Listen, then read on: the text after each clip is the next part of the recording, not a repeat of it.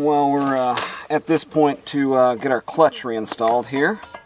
Here's the old clutch, and actually there was just a ton of material left on here. I'm actually really surprised for how many miles this thing had on it. Of course, it had the Craigslist rebuild when I bought the vehicle, so anyhow. What happens on these clutches, these get wore out and it gets a little sloppy. These springs get wore out here, and it's just a good idea.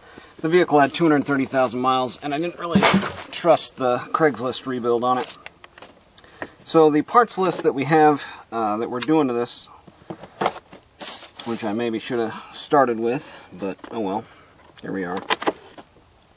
Alright, so we got all of our pistons, piston ring set, gasket and seal kit. That's the full kit, $270 for that. I got some new fuel injector seals. I've already replaced the fuel injectors. I thought I'd just replace those seals while I was in there. I got the AC Delco, whatever ignition coil Subaru provides. So I got a new ignition coil. Here's our clutch, disc, and cover. Those are $131 and $225 for each of those. We got our pilot bearing, spring release lever, pivot release, clutch sleeve, and clutch release dust. So that's going to be our bearing in the car for the, and then a clutch slave cylinder rebuild kit. Just want to make sure everything inside the car for this clutch is redone, so I got all that stuff. There's something called a cushion rub, ball bearing, and then freight on all that stuff there. And this is $1,500 was the total for all that stuff. So complete engine rebuild kit with all the new clutch pieces that we need.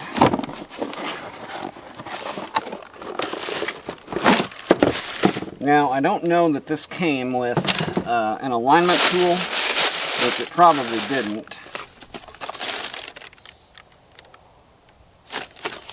That is. So we'll have to figure out some way to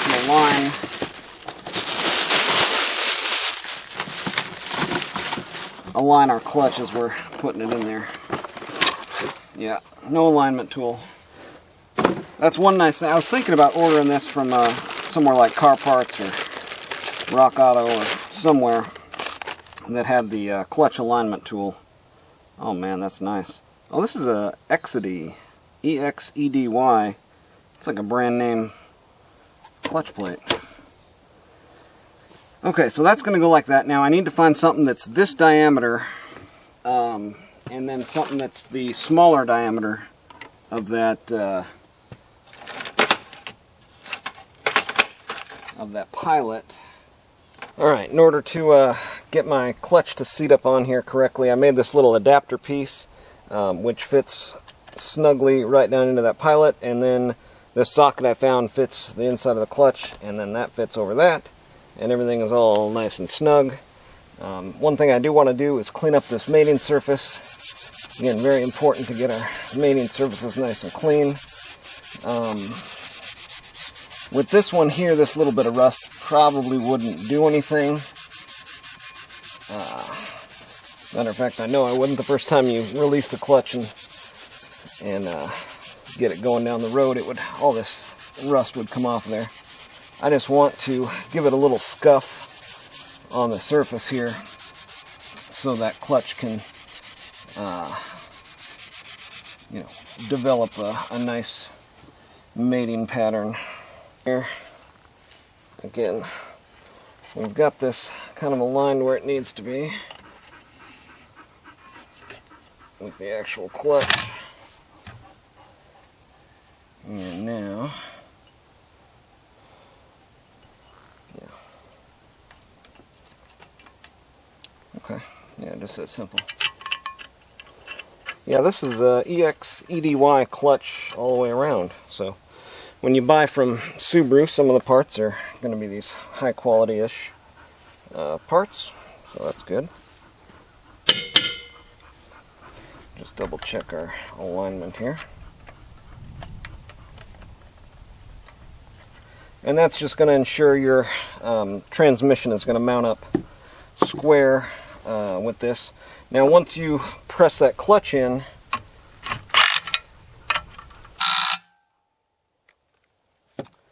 alright, let's just double check that with a wrench, making sure that we're snugged. We're good there. Okay, new clutch. That's all there is to it for that. Now it's nice and secure in there. And these have tension on them, that has tension. So this is acting like the drive system now. And we can just double check with this, making sure everything is lined up. We're good to go. Okay, next is going to be to get these heads on and go through the 8-step torque process. Alright, this ought to be my last trick of the day. I left some oil. Well, let's put a little bit more in there. I don't like how much that's sucked up. Alright, so we'll put some oil in the cylinder walls. We've got our head all cleaned up, sprayed down, degreased, clean mating surfaces. You want to make one final pass with your hand, making sure everything is clean. And then I think we're ready. All we'll have to do is mount it up. You've got the front with the pulley on it there. It's going to go toward the front.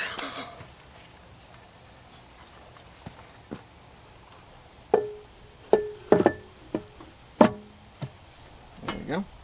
I've got all of my head bolts here pre-Loctited, and I don't know that you're supposed to use Loctite or not, but the first time you try to get these off of there without Loctite, you'll know why. And you want to make sure your head bolts are absolutely clean, because you know they're basically sitting in the head in oil. Everything from your head bolt is going to go back down to your oil filter. And actually what I'm going to do here is leave this old oil filter on there and then change the oil.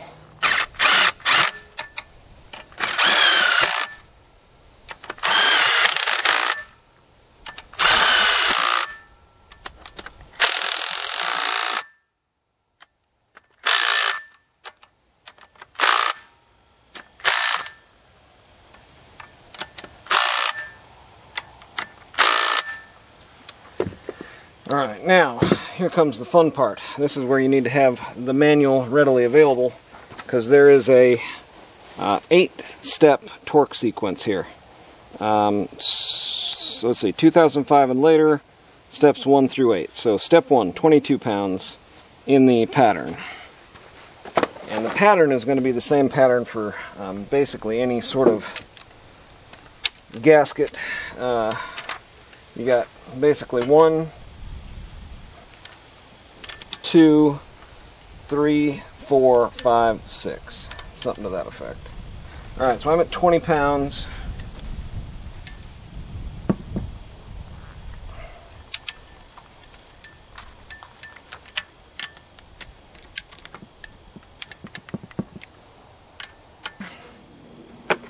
Nope, 20 pounds going up to 51, or that was 21 going up to 51. All right, there's 51, lock it down.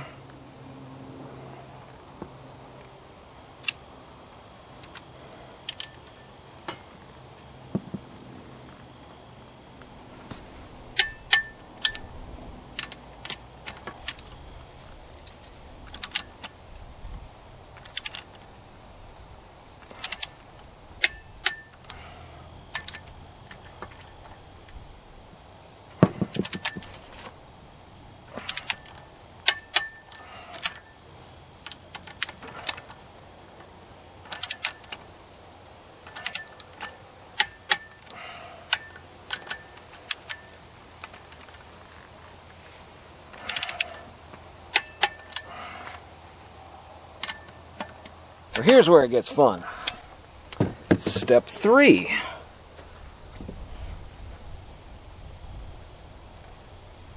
Loosen bolts 180 degrees reverse of tightening. So what does that mean? That means we start on the outside and we reverse 180 degrees.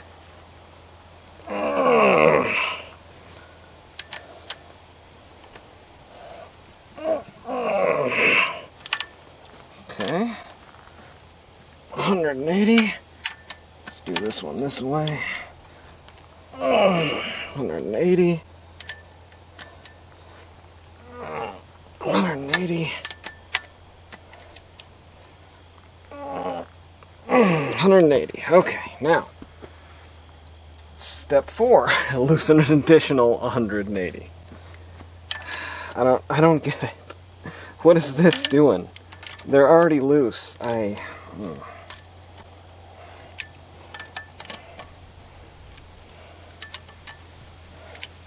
mean, now it's like it's like put it on, take it off. What the hell? Okay, so now tighten all bolts to 31. So we went.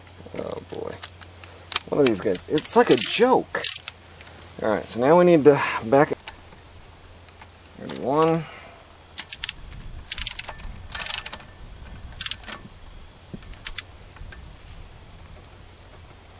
31. Okay. So now we're into just kind of feel it out territory. Alright, step 6, tighten all bolts an additional 80 to 90 degrees in the sequence, right? So 90 degrees is from here. Oh boy, that's tight. Okay, here's where our cheater pipe comes in.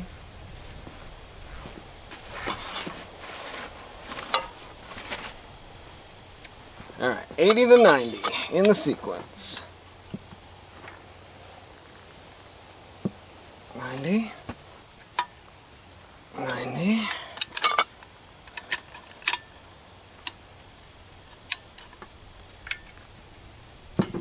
90. Okay, step 7. Alright, tighten all bolts an additional 40 to 45 degrees. Okay. So, start there, and 45 is just like, what, a little bit? That looks like 40. So ridiculous. 40, 45. Break out your protractor, kids. Okay. Okay, 45 to 45. Alright, so step 8 is just bolts 1 and 2, an additional 40 to 45 degrees.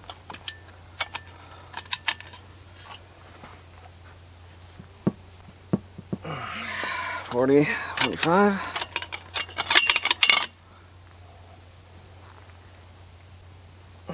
$40 to 45. Okay. That's it. It's just that easy. It's just the 8 simple steps. I've got a light coat of oil on there. I've got new gaskets on here and here where your spark plugs are going to go. Those seal against the back of this cover, so you want to make sure that's all clear. And then new gasket there. Pretty straightforward, I think. Here, this is cleaned out with just engine degreaser.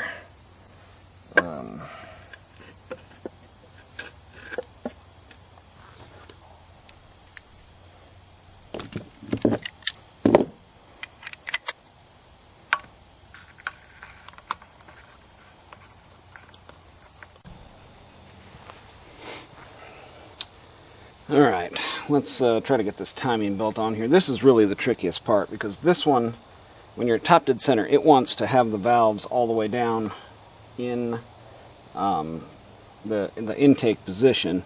So you've got to line up your notches with the top on either side, and then there's a notch in the center here. And on the Subaru belts, they've got a nice yellow line there, letting you know you're doing the right thing.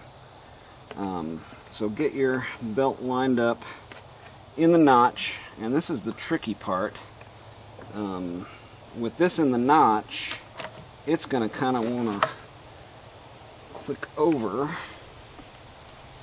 And then the easiest way that I've found to get the belt on here is to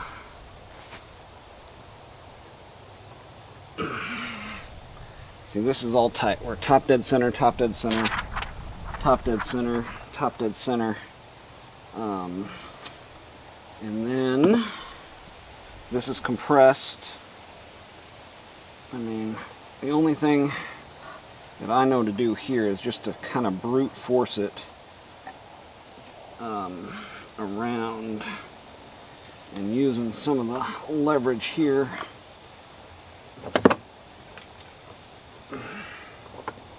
Try to get this up and around.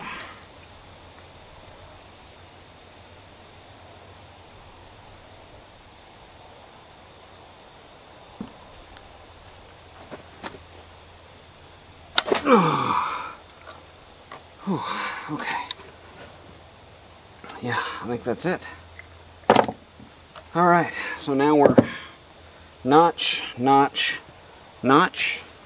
And at this point, we should be able to spin it around here to see if everything's moving the way it's supposed to be moving.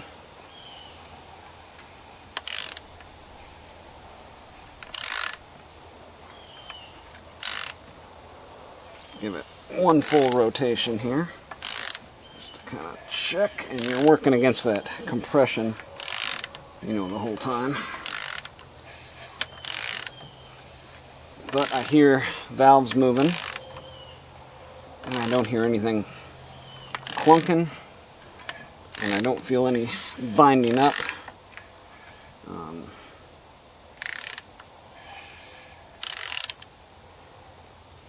So that's good.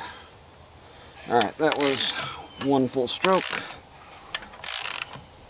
Oh, it's a good day.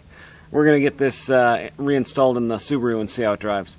I did find that bracket. It goes right down under the right side head, and that's going to hold your connections for the O2 sensors. I was thinking about this, and I can't remember if I torqued down my my cam shaft bolts, so I'm gonna take it apart. I just don't want to leave anything up to chance, so I'm gonna start there, and then yeah, I've got just a few little gaskets here, like this crossover tube O-rings to put on there, the crossover tube, and I'm gonna put all that stuff on when it's actually in the car. So it's gonna be a good day. Last time I was working on this, I thought to myself I should be replacing the motor mounts, and these are genuine Subaru motor mounts. They're a pretty complicated assembly here, and you just want to make sure you get everything lined back up the way that it's supposed to go. Difference on these new ones is it doesn't have that little pin there, and it doesn't even have the hole for it here. So alright, and the way that I strung this up was through here, and I think I've got to go here.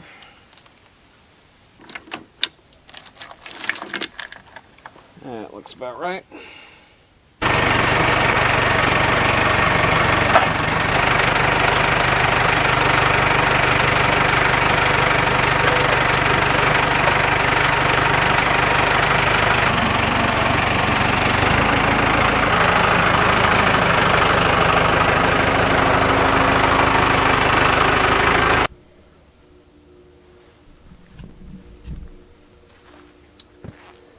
Alright, before we get that engine back in here, I just wanted to show you I've gone ahead and replaced the throwout bearing. They've also got a return spring in here. And that connects inside of there. And then there's also, you know, a socket, ball and socket inside the transmission there. I just want to get all this off of there and double check everything, make sure everything's working the way it should.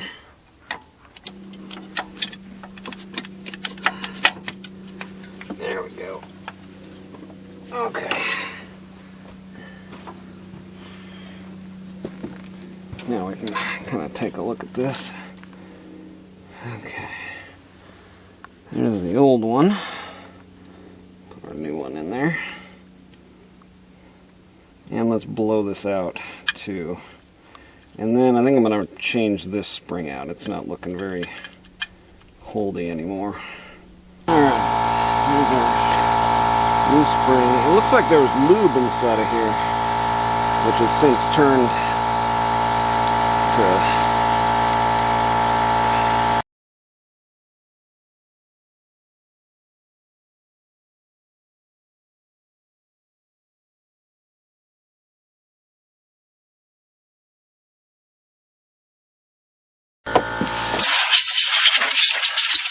we'll jam it back full of grease.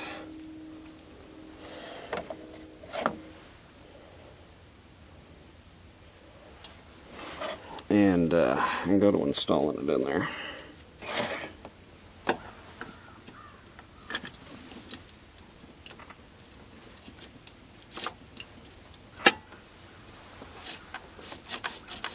Oh yeah, one other thing I wanted to do here before everything got too tight was fill up the trans fluid.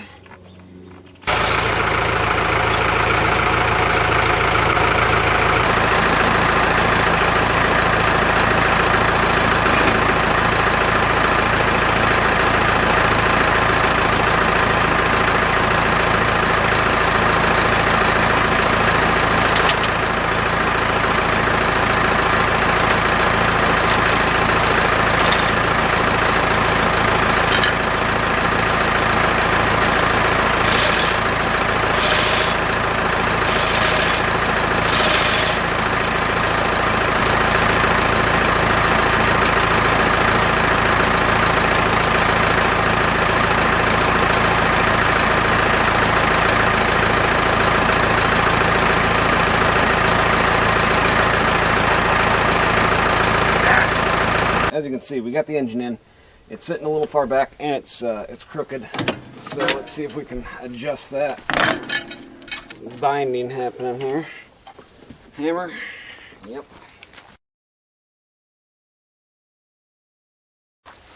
Alright, this is really the meat and potatoes of the whole operation here. And the issue is, these lower bolts have to line up in these lower holes here, and I want to make sure to get these started in there first. Another issue you're going to have here is having this rotated to the correct orientation. It's not always going to be as easy as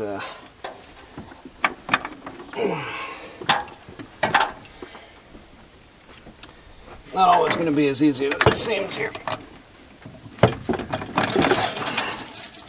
There we go. Okay. So now I think I'm at an angle where I can get it down in there. And basically what I want to try to do here is get these holes lined up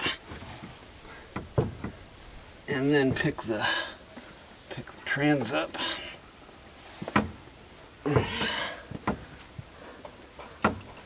Okay, there's one.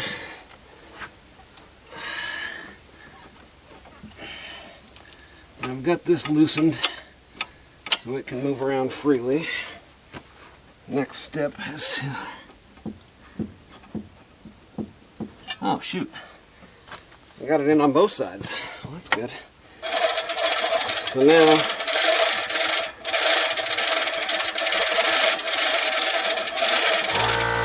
just want to lift up the trans, and what I'm doing here is getting it over those engine mount bolts.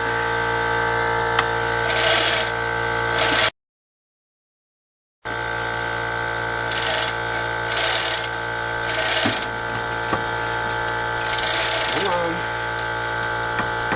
How far are you going to make me go?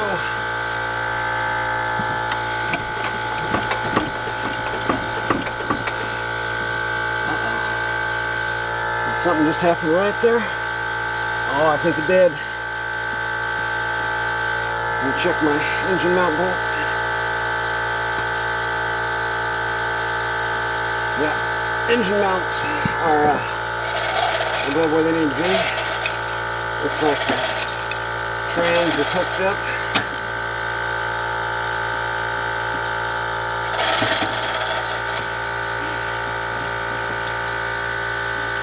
And what I ultimately want to do is get some bolts in here.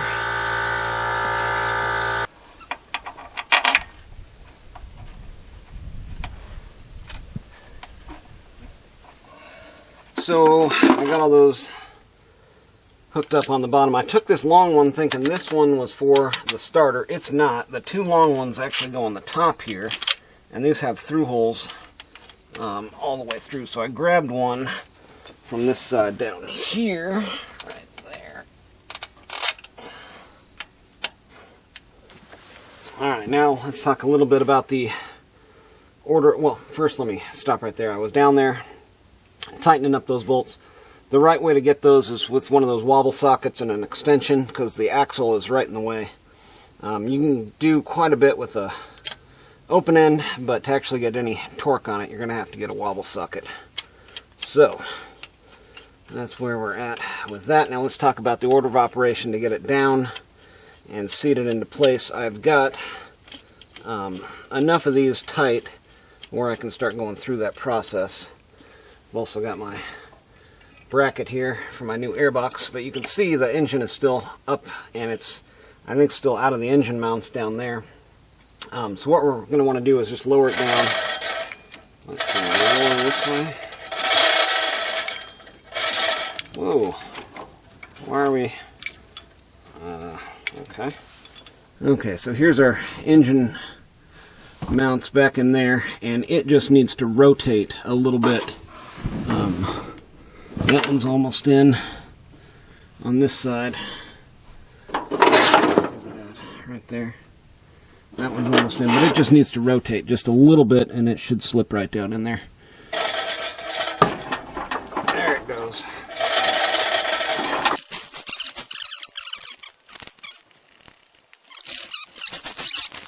Alright, so we've got two gotchas so far. First one was this throw-up bearing retaining spring. You need two of those. Second one, the gasket kit does not come with new exhaust gaskets. So be careful removing your old exhaust gaskets. I just barely was able to salvage these because they were kind of sticking on the corners. So, yeah. The third gotcha was there was only one of the O-rings for the crossover tube here.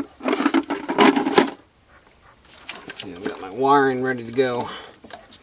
Yeah, next step is going to be to get this crossover tube on there.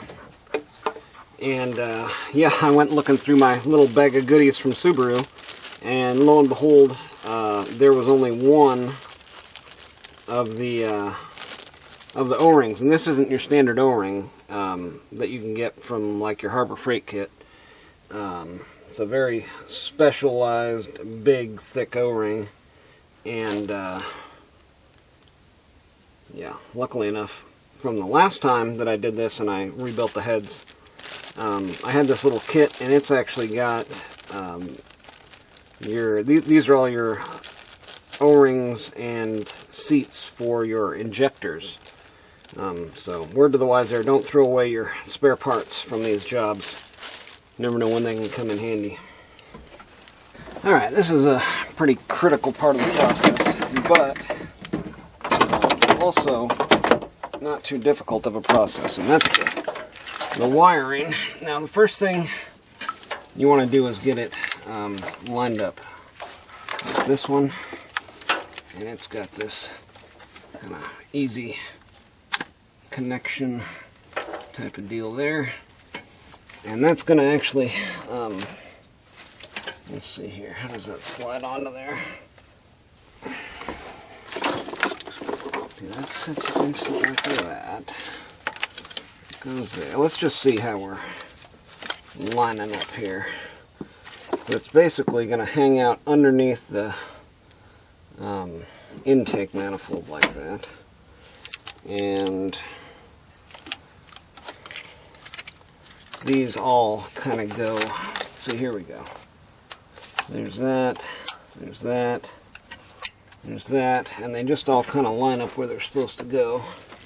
That bolts onto the back of the intake. There's this big ground plug thing here. It goes down here.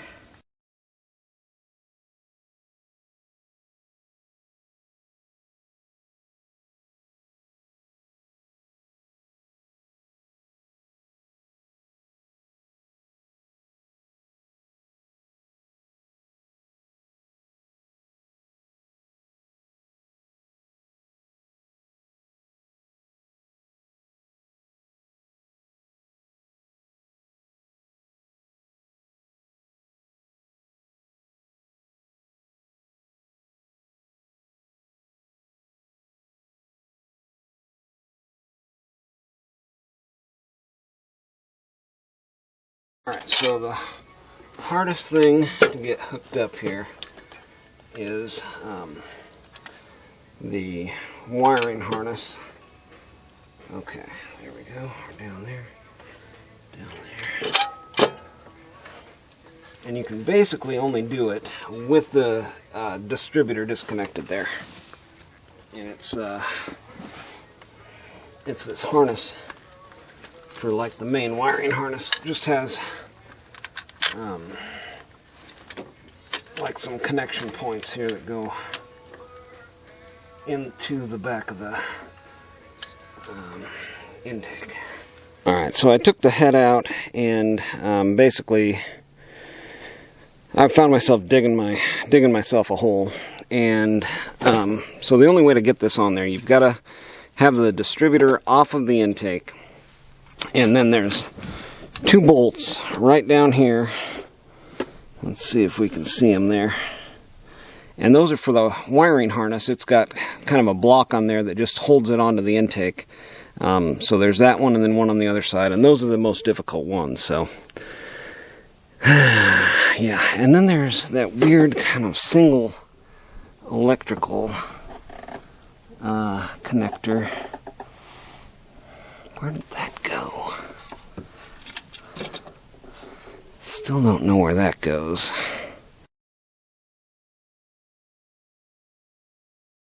I think we're finally ready to get our intake manifold bolted down here.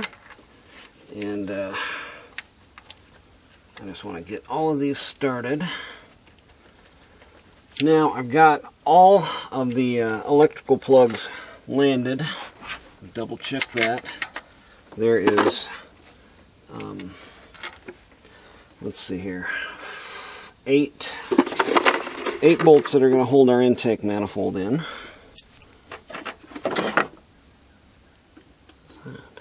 We're getting closer here. There's a couple grounds that hook up to these intake manifold bolts, and I am just going to go around nice and gentle here. Of course, I already went around and hand started them all, so you won't end up with one cross-threaded. And yeah, that's a lot of problems happen because people are just rushing through this type of job. And yeah, it's just not good for anybody. Ooh. Well, it looks like that's supposed to run over top. Okay, so I got some of the order of operations wrong. And that's why I wanted to get the power steering and the air conditioner kind of moved back into place here so I could kind of see where everything's landing, you know, especially for these injector wires on this side. I was having some issues figuring out where those went. So okay, let's see here. Let me get these torqued down, get this stuff put in place, get these fuel lines back off of here, and get this folded over and then get those hooked back up. We are getting pretty close to completion here, and I just need to get the airbox on here.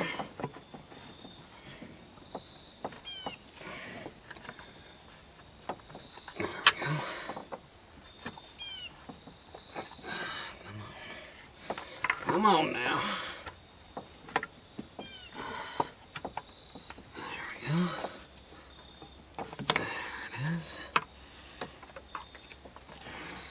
Alright, we should all be hooked up here. I've got all my vacuum lines, fuel lines, everything crimped off. Oh, I'm missing one right there. Always a good idea to double check your work here.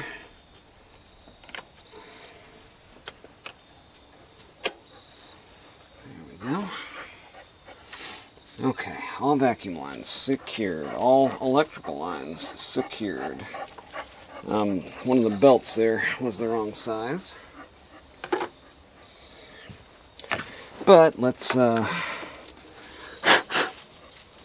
some Vaseline on that.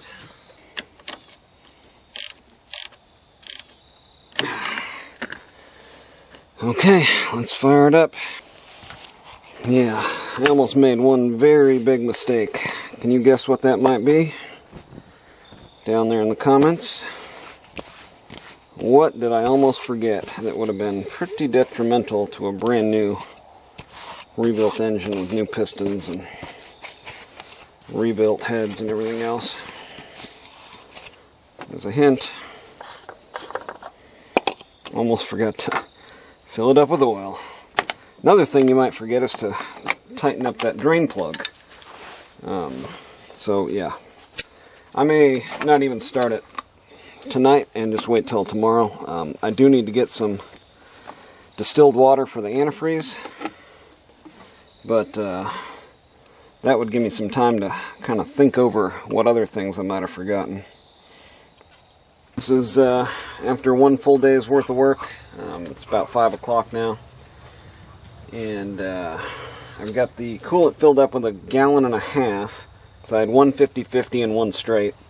I may put a little bit of water in there, but I'm just going to heat cycle the engine. With new pistons, you want to break them in. So let's let it run for about 5 minutes at idle, and then,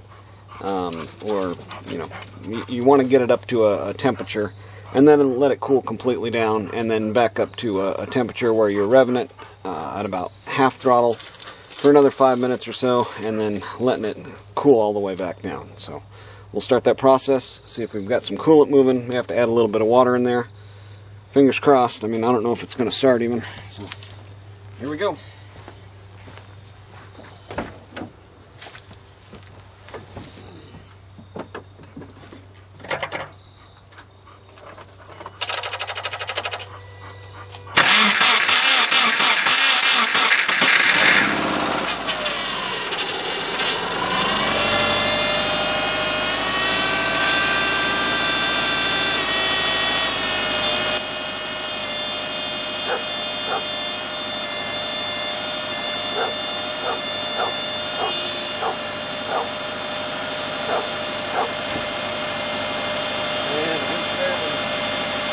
Just barely had enough battery.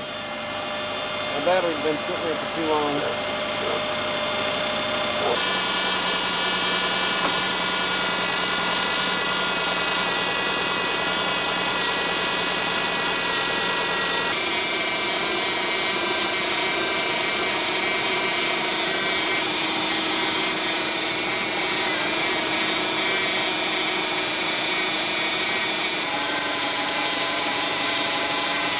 That's good and hot. Alright, let's do a quick wrap up here while it's cooling down and heat cycling. Some of the gotchas there you saw I was missing some parts. You definitely want to set yourself up to have time to do this. For me, this was a 3-weekend job. First weekend pulling the engine out, starting the disassembly process. I got one head redone in that first weekend, and then the second weekend I got the other head completed. You're going to want a full week of setup time for the silicone gasket no matter what. You saw there I was missing a critical part, and that is not a part that you can just put the old one back on there. It was completely crushed. You're going to start leaking antifreeze. So I would say give yourself at least 2 weeks, if not 3. You may be able to do both of the heads in the first weekend, and then by the second weekend you're replacing the pistons and putting the heads back on. Of course, if you have a shop and you're not a shade tree mechanic like I am, you can work on it after work and stuff like that. But with it being winter time now, the days are short. I know the videos haven't been coming out because still no internet. but I'll be getting them out there as the internet comes. Hopefully Elon Musk and the Starlink or whatever is going to come along soon.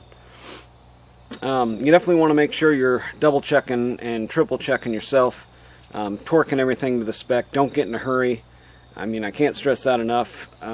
If you feel like you're at the end of your day and you're making mistakes, which happened to me with the timing belt and stuff like that. I was just trying to do one more thing, and at some point you just got to call it and say, you know what, enough's enough. I'm just going to let it sit. So this one, not too many specialty tools. You do have to pull the engine. You got to have metric tools. Like I said, 10, 12, 14. Pretty much got the whole thing together and apart. I had to build that one lineup pin for the clutch, but I was really surprised how smoothly it went together. There's been other times where I've tried to mate those up, and then I've had to pull it back apart and rotate the shaft out of the transmission and then try to remate it up, and had to do that several times. So this was as smooth as a reassembly as anything. One full day. Started at 9 o'clock after a couple cups of coffee and breakfast, and now it's, well, sun's going down. It's getting close to 6 o'clock, so. But, yeah, couldn't be happier. I got a Subaru Forester back on the road, and, yeah, these new headlights. That was one of the main contributors to rebuilding this engine. I mean, honestly, I spent $500 on these things not even a year ago. So, it looks good. Hopefully it'll sound good, but we'll do a little road trip with it here, or not a road trip, just a test drive, and see how it does. Once I get a little bit more coolant in there, I'm not sure that coolant is flowing. The temperature of the engine was between hot and cold when I shut it off there, so we'll let it heat cycle and then fill it back up with some more coolant, start it back up again, and then take it for a test drive. But if you like these type of videos, make sure to give a thumbs up, subscribe. Yeah. And get out there, have you some man time.